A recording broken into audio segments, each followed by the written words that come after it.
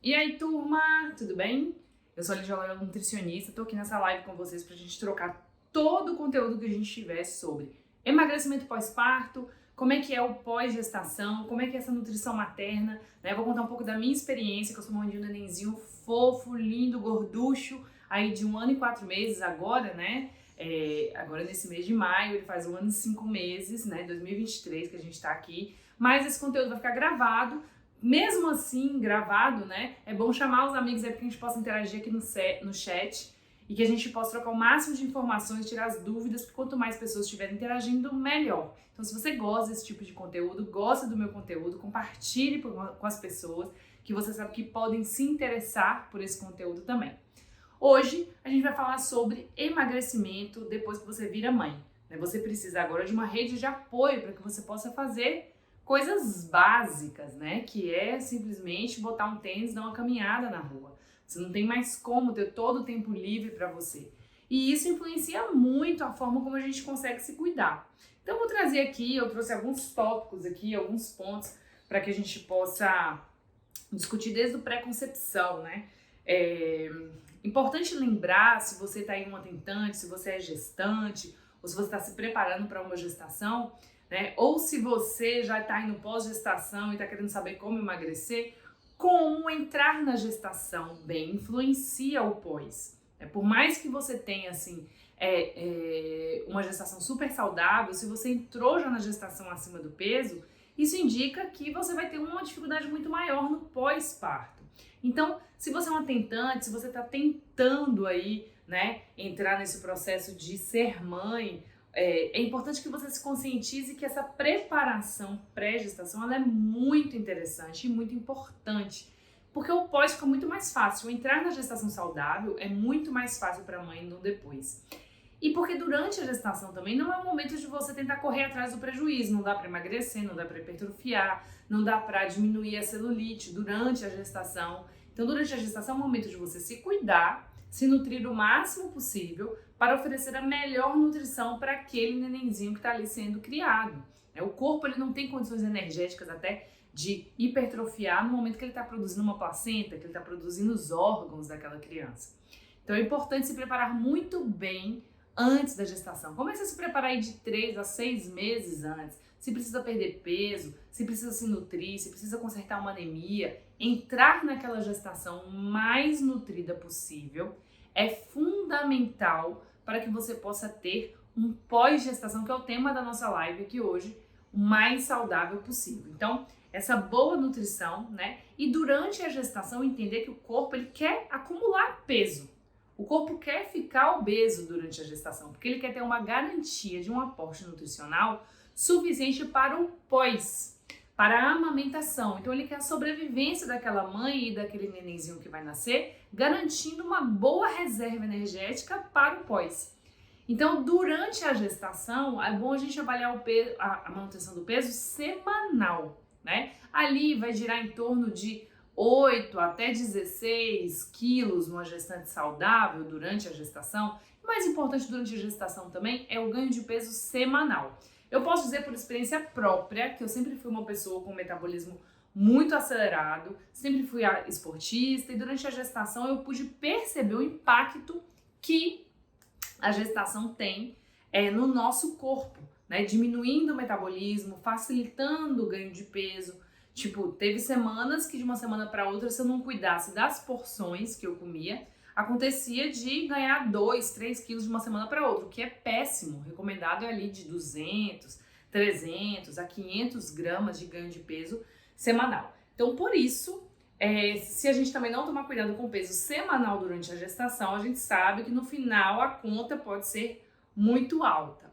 Então, eu ali durante a gestação, eu consegui ter uma boa manutenção do peso no início, do 6º para o 7º mês eu acabei subindo um pouco de peso, aí eu controlei meu peso, aumentando a atividade física dentro do limite do meu corpo, controlando as porções e a distribuição de carboidrato ali ao longo do dia, e aí no 8º eu comecei a ganhar ali o pezinho semanal.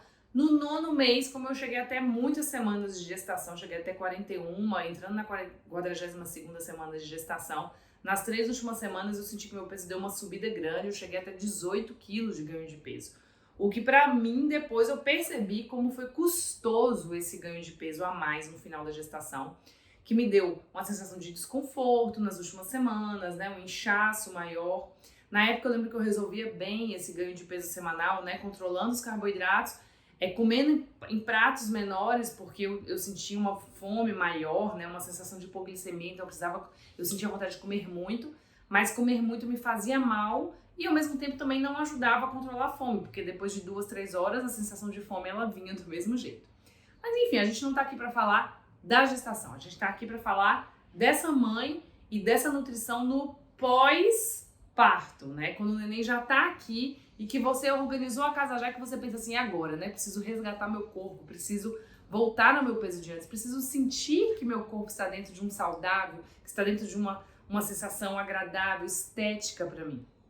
Então, o que acontece? Logo que o neném nasce, você já perde ali pelo menos uns 2, 3 quilos do neném, você já perde ali uma quantidade de volume de placenta, de conteúdo do líquido amniótico, então ali uns 6, 7 quilos ali você já perde com o nascimento do neném, tá? Então se você ganhou aí 12 quilos, né, que é a média de uma gestação, pelo menos a metade você já perdeu só com a retirada do neném. Com os dias vão se passando, a parte circulatória do corpo vai entrando de novo no eixo, porque normalmente a gente tem um inchaço logo no pós-parto, porque esse inchaço é a própria circulação do corpo entrando em equilíbrio de novo, porque a gente tem um aumento do volume sanguíneo, depois tem uma queda desse volume circulatório, e isso, essa descompensação, até compensar de novo, ela acaba, né,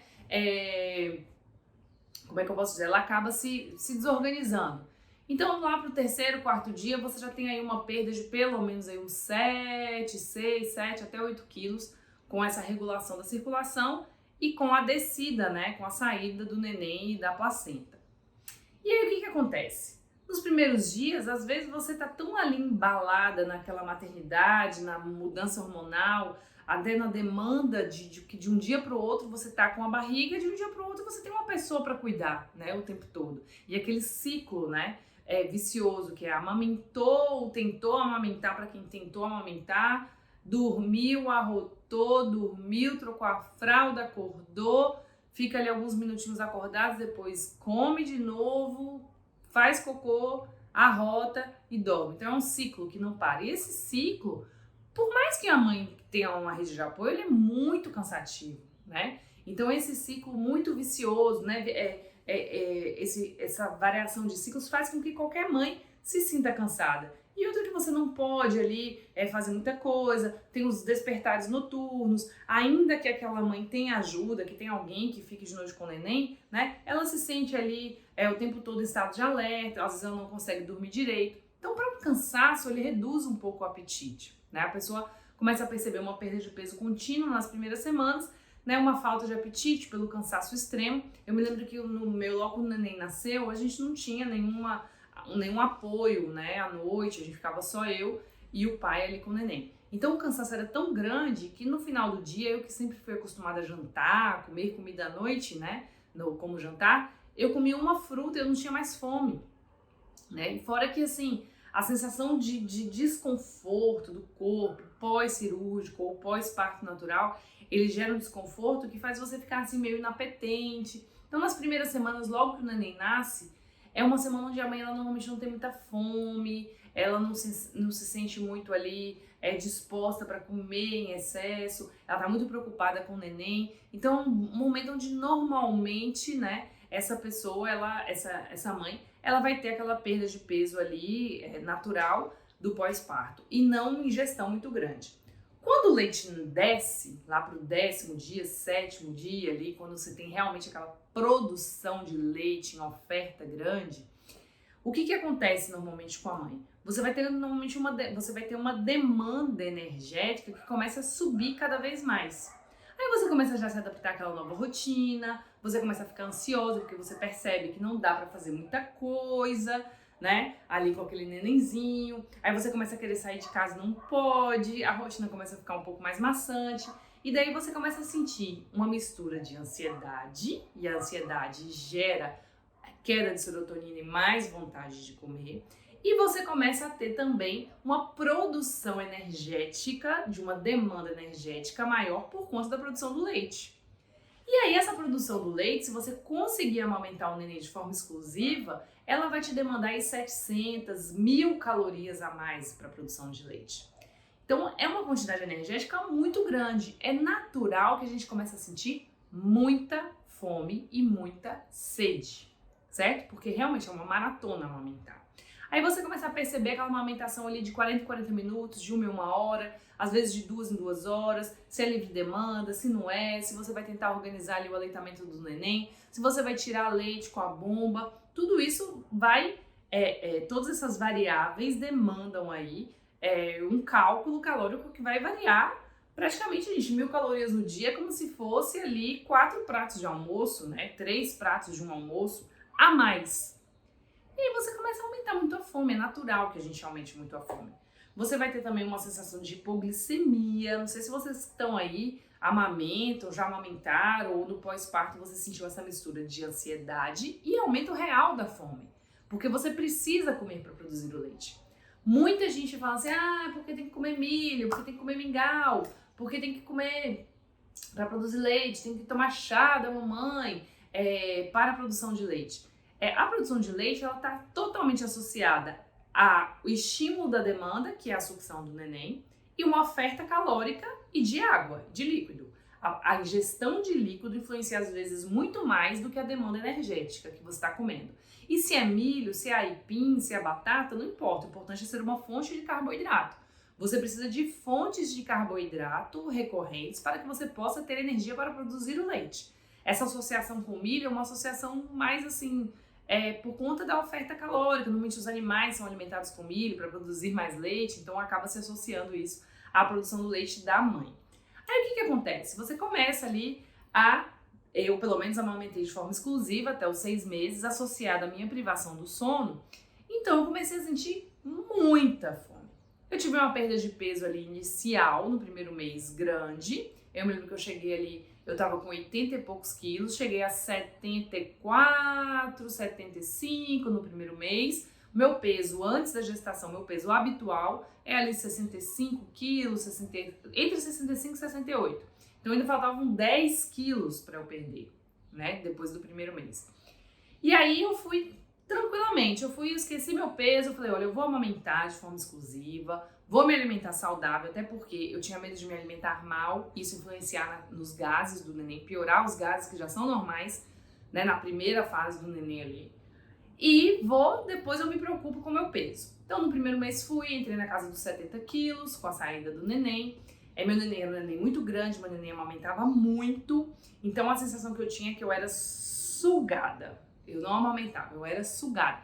Ele me torceu toda e tirou tudo que eu tinha. A sensação é essa, que você passou um dia como se um caminhão passasse em cima de você e no final do dia você está esgotado e com o peito murcho.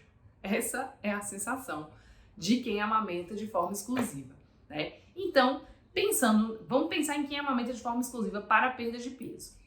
Você tem que pensar em duas frentes. A partir do segundo mês, que é quando a perda de peso da mulher começa a dar uma estabilizada, né? A partir do segundo mês, você tem que pensar em duas variáveis. Ou você amamenta muito para que o seu gasto energético compense o que você está ingerindo e você coma saudável e você já vai perder o peso de forma natural. Ou porque assim, existe a perda de peso por alimentos saudáveis e existe a perda de peso pelo cálculo calórico.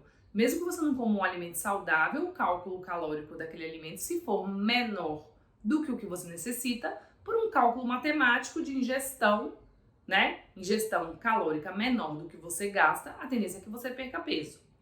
Isso sem pensar em restrições calóricas graves. Então vamos lá. Você pode só se alimentar saudável, né, ao longo do dia, e uma dieta anti-inflamatória e associada ao seu gasto calórico muito alto com a amamentação, fazer você perder peso. Assim como você pode controlar as porções ao longo do dia, pensando aí que você vai ter uma demanda de 2.200 calorias, né? Uma mulher saudável, que tem uma taxa metabólica basal aí de 1.300, 1.400 calorias, mais as atividades do dia, que sobem umas 600 calorias, mais umas 700 calorias, né? Da amamentação, você pode chegar até 2.700 calorias de necessidade no dia, para poder se manter naquele peso. Então vamos supor que você faça uma dieta aí de 2.000 calorias, 2.200 calorias, que te oferece um aporte calórico ok, né, para produzir leite, para se sentir bem. Se você não comer com muita qualidade, você pode controlar as porções ao longo do dia para ficar dentro dessas 2.000 e poucas calorias que você vai demandar ali no pós-parto, amamentando. Então você pode ir pela qualidade ou controlando também as porções e a quantidade. Eu sugiro que você vá sempre pela qualidade, por vários motivos. Para você se sentir bem, para você não ficar inchada, para que o neném também se sinta bem, porque todo alimento que pode causar gases na mãe, muito provavelmente pode ser que aumente também a produção de gases no neném, né? A glândula mamária é uma glândula de eliminação, então a gente não tem estudos que comprovam que tudo que a mãe come pode gerar efeito no neném, mas a grande maioria das coisas que a gente observa na prática clínica que causam desconforto na mãe podem causar desconforto no neném também. Então, logo no segundo mês, eu comecei a aumentar a quantidade de cenoura, abóbora, beterraba, que são alimentos que ajudam, né, no intestino, muita ameixa, muito mamão, muita maçã, para ver se isso ajudava no meu neném de alguma forma. Se ajudou ou não, eu não sei. Só sei que meu neném era um neném que tinha gases normais, mas era um neném que acordava muito. Isso me esgotava. E o esgotamento da mãe faz com que essa nossa serotonina caia e a gente sinta vontade de comer mais vezes no dia para poder compensar, como um sistema de compensação. Quando chegou no segundo mês, eu estacionei ali em 70 e poucos quilos e percebi que meu peso não estava baixando mais, mesmo comendo saudável. E foi aí que eu decidi, no terceiro mês, começar a controlar as minhas calorias. Eu coloquei um cardápio de 2.000 calorias, que é um cardápio que dá para alimentar bastante. Pense aí que 2.000 calorias, com 50% de carboidrato, você vai ter aí 7 alimentos no dia, na porção ali de 2 frutas, uma porção de carboidrato, 120 gramas de raízes, de arroz, de feijão, de carboidrato várias vezes no dia, 7 vezes no dia. Então eu parti do princípio que eu ia voltar a malhar no terceiro mês, eu iria distribuir por refeição uma porção de carboidrato, mantendo a minha glicemia estável. Mantendo a glicemia estável, eu garanto que meu corpo queira queimar gordura como fonte energética e me garantir um aporte glicêmico contínuo para não me sentir fraca, né? Porque eu, Lídia, não era a famosa vaca leiteira, porque tem mulheres que, mesmo que tenham um dia super conturbado, produzem leite e o leite jorra. Eu não era assim, minha produção de leite estava intimamente ligada ao meu cansaço e à minha ingestão calórica e de água. Então eu precisava comer bem para sentir uma boa produção de leite, precisava estar descansada e precisava ter uma boa quantidade de líquido. Aí, a partir do terceiro mês, eu voltei a me exercitar e era nítido. Quando eu fazia qualquer exercício, mesmo que fosse leve, eu voltava para casa com a sensação de hipoglicemia, fraqueza mesmo, suor frio, necessidade de ingerir algo de glicose para poder me restabelecer. Então, nesse prazo aí, eu comecei a comer raízes, frutas, distribuídas ali 7 vezes no dia, e comecei a perceber meu peso baixando novamente. O que era importante também ficar sempre atento? No momento do aleitamento materno exclusivo, o leite, ele doa para o neném o melhor, né? Só que muitas vezes o melhor vai também às custas da sua deficiência. Uma coisa que o leite é muito enriquecido é em gorduras boas para a formação dos neurônios do neném. Então, essa formação neuronal do neném pode ser que gere um ressecamento na pele da mãe, porque a nossa pele é feita muito de gorduras. E a deficiência da nossa ingestão, mais o excesso de produção de leite materno ali, e esse leite materno enriquecido em gorduras boas, a tendência é que a nossa pele fique ressecada. Então eu percebia meu colo ressecado, meu tornozelo, meu calcanhar ressecado. Então eu passei a ingerir mais fontes de gordura, abacate, sardinha, azeite de oliva. Comecei a colocar cápsulas de ômega 3 a mais do que já o polivitamínico tinha, né? Para isso me garantir uma fonte de gorduras boas que garantisse uma hidratação da minha pele, né? E também uma melhora possível do leite do neném, para o neném, que já é comprovado que mães que têm um bom aporte de gorduras boas, a criança tem uma tendência a ter um QI e um desenvolvimento neuronal melhor. Então, associado a isso também, usei um bom polivitamínico. Por quê? Porque o leite materno, né, o aleitamento, ele suga a mãe, né? Ele suga. Por mais que dizem que só a alimentação é suficiente, a alimentação não foi suficiente para mim, porque eu fiquei um pouco anêmica, né, com o pós-parto, eu tive características de queda de cabelo mais intensa, o que com um bom aporte nutricional ele garante, né, um aproveitamento e uma manutenção do corpo da mãe melhor. Então eu fiz esse aporte no momento que eu percebi que eu estava ficando, né, com características de sinais e sintomas mais de necessidade de um aporte nutricional maior. Então eu usei o próprio polivitamínico da gestação e depois comecei a fazer uma reposição de ferro para que minha ferritina se restabelecesse. Aí o que aconteceu? No 4º mês eu já fiquei menstruada, mesmo amamentando. Porque muitas mulheres às vezes ficam um bom tempo sem menstruar por conta, né, dessa próprio pós-parto e da amamentação exclusiva, que gera uma demanda energética grande, dificultando até o restabelecimento do ciclo menstrual da mãe. Então eu fiquei menstruada a partir do 4º mês. E isso me demonstrou, me demandou ainda mais nutrientes, porque a perda de sangue ela pode gerar também uma deficiência de ferro, né? Então eu tive aí características, né, de uma necessidade muito maior do aporte de ferro, precisando até de injeção de bolsa, né, do ferro injetável mesmo, que é uma forma de uma melhor recaptação do ferro pelo corpo, mais do que o oral, né, de forma mais rápida. E só quem tem a ferritina baixa, só quem teve já, né, algum princípio de anemia ou até a própria anemia mesmo, sabe como pode ser muito desgastante a sensação de desconforto, de mal-estar, de moleza, de fraqueza,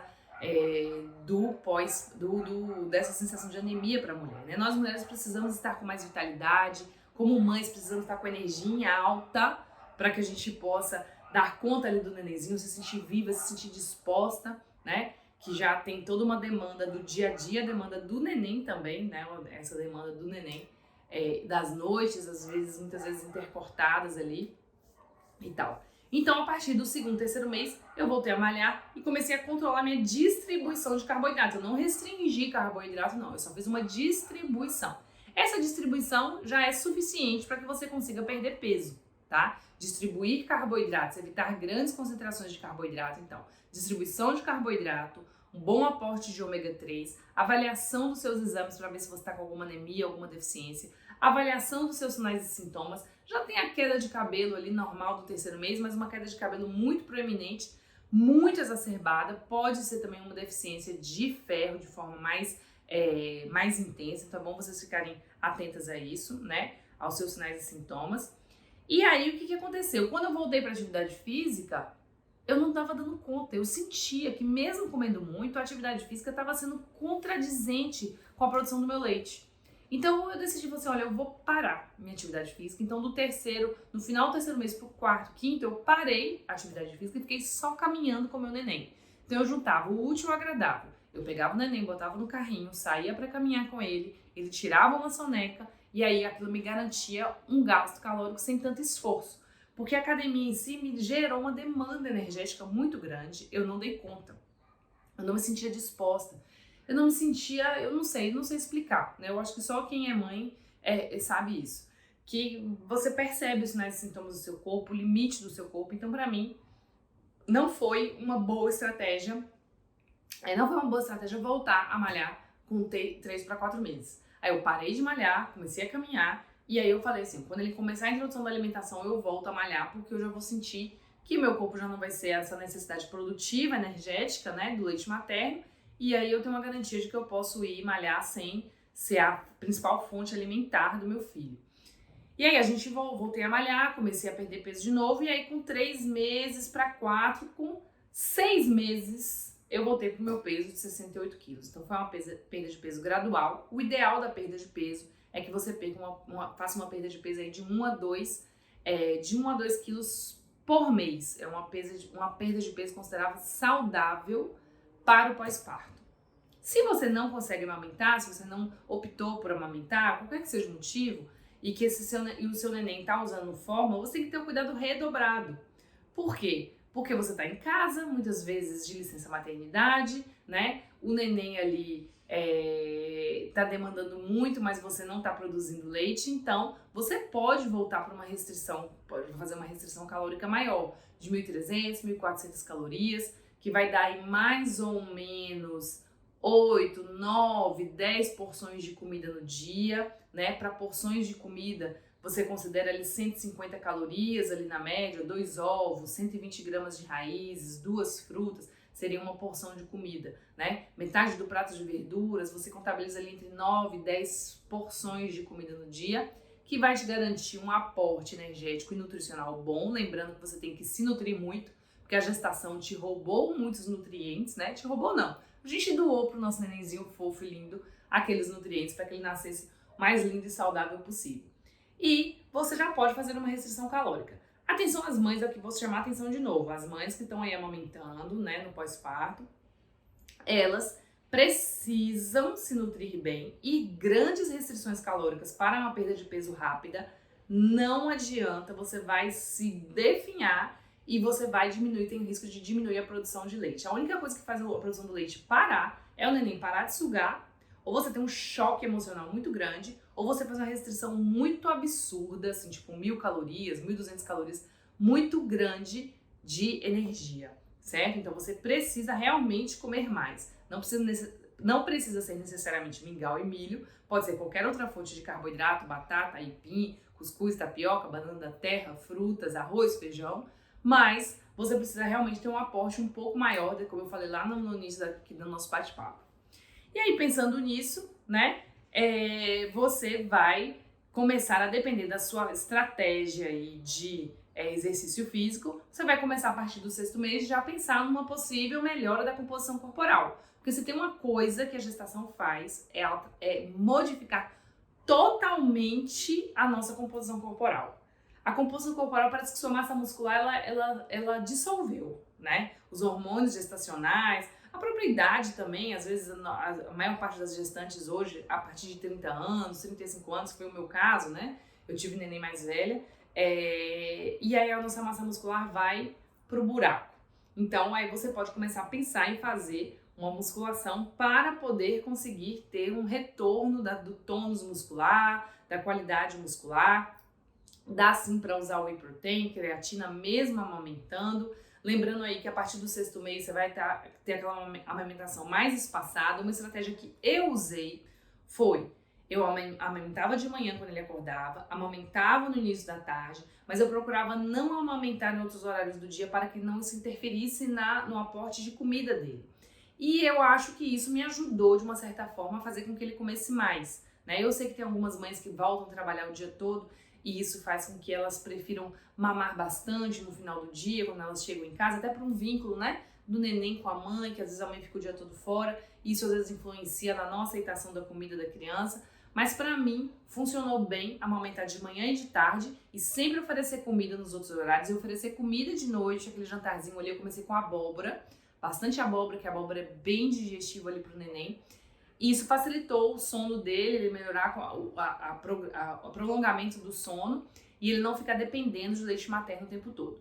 Quando deu 9 para 10 meses, ele começou a morder o peito, começou a morder e ria e mordia e não estava mais mamando da mesma forma. E foi aí que eu decidi, junto com ele, a parar a amamentação, que é recomendado até os 2 anos de idade. Mas para mim e para ele, funcionou até 9 e 10 meses e tá tudo bem também. A gente tá bem, o neném tá bem, o neném saudável, que come tudo. E eu comecei a ter que tomar vergonha na cara e voltar dentro da eficiência que eu podia ter a malhar de verdade, o que demorou. Inclusive tá demorando, meu neném tá com 1 ano e 4 meses e ainda tô demorando aí para pegar no ritmo de uma atividade física aí regular. Contudo, dá pra gente voltar pra perda de peso aí, pro nosso peso inicial, que é o objetivo dessa live, com 2 a 3 meses de pós-parto. E olha que eu tive um ganho de peso grande na gestação, foi considerado grande minha subida de peso. Mas para mães que ganharam aí entre 9 e 12 quilos, às vezes no primeiro mês elas já perdem, se mantêm saudáveis, às vezes acabam até emagrecendo demais no aleitamento materno, porque não conseguem suprir a demanda energética. E o mais importante, gente, se você tá aí me ouvindo, se você tá aí na live, o mais importante de tudo é, no pós-parto, inicialmente, se preocupe em comer carboidratos bem distribuídos, certo? Isso vai diminuir sua ansiedade, vai diminuir a vontade de comer doce, vai melhorar o seu aporte nutricional para a sua recuperação do pós-parto, vai facilitar uma perda de peso contínua, constante e tranquila, tá? E a partir do momento que você começar a perceber que o aleitamento não é o mais importante no momento, que você tem condições de malhar, aí você pode começar a fazer um controle de carboidrato, um controle calórico. Mais importante, mais do que controlar o carboidrato no dia, é controlar as calorias do dia. Você pode comer carboidrato em todas as refeições, só que em quantidade de baixa caloria, certo? Eu espero aí, deixe as mensagens no chat para eu poder responder. Eu espero que você tenha contribuído aí com seu clareamento de ideias do retorno do peso pós-parto. Um beijo e até o nosso próximo bate-papo. Tchau!